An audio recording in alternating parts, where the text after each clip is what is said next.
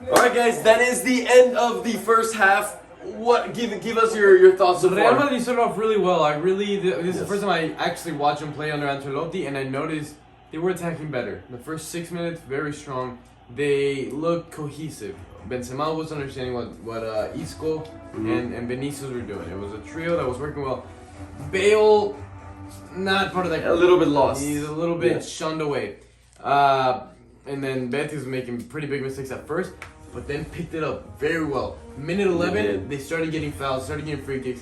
The free kick from Fakir really was like the turning point for them. Gave them hope, gave them life.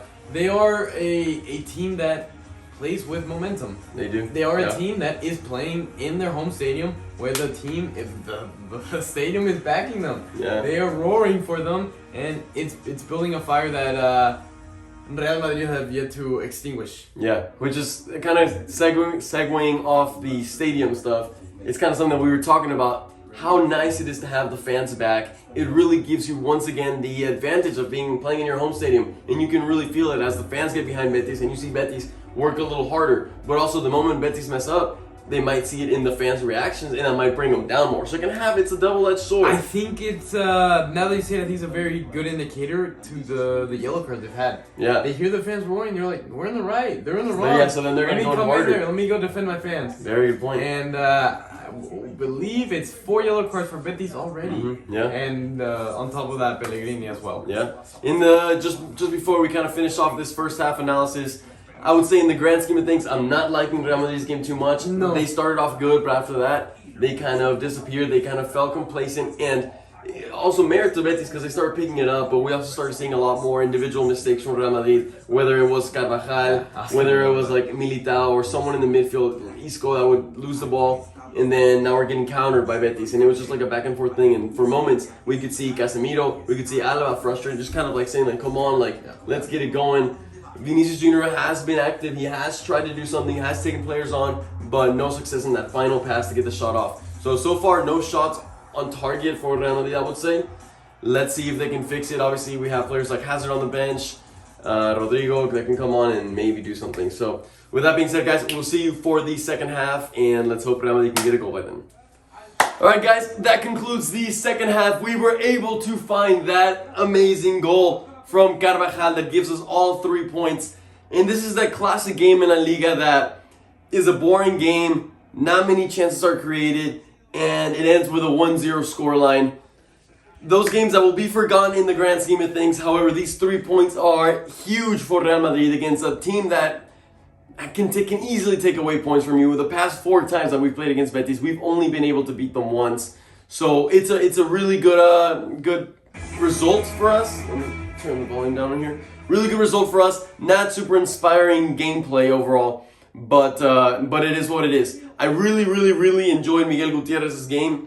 I felt like he was always focused. He was always looking to make interceptions. He gave his blood and sweat for the shirt. So that's exactly what I want to be seeing out of him. Isco, not impressed. Bale, not impressed. Hazard comes in and like he gets the ball and you don't think he's going to do anything dangerous. And that's just how it is with Hazard now. He's just slow. He doesn't take people on. Until he shows us something different, there's nothing to get excited about him. Whereas you see someone like Vinicius who gets the ball, and I actually feel like he's going to take players on. Even if he lacks decision making, he's at least going to try to take players on.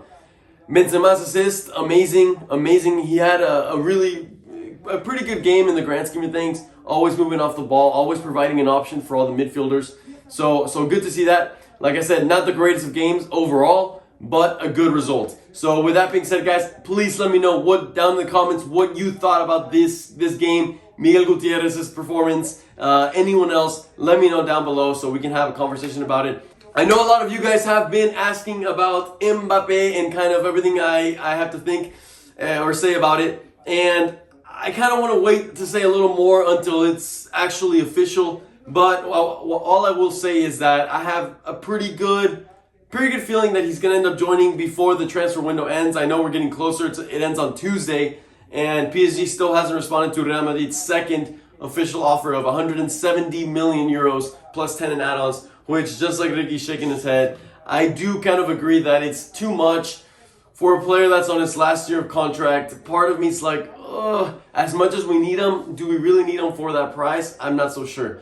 But I think in the end, PSG is going to fall into the pressure of basically letting their best player go, their most expensive player go for free, and they're going to have to be forced to say, all right, we'll take the 170 and that's it.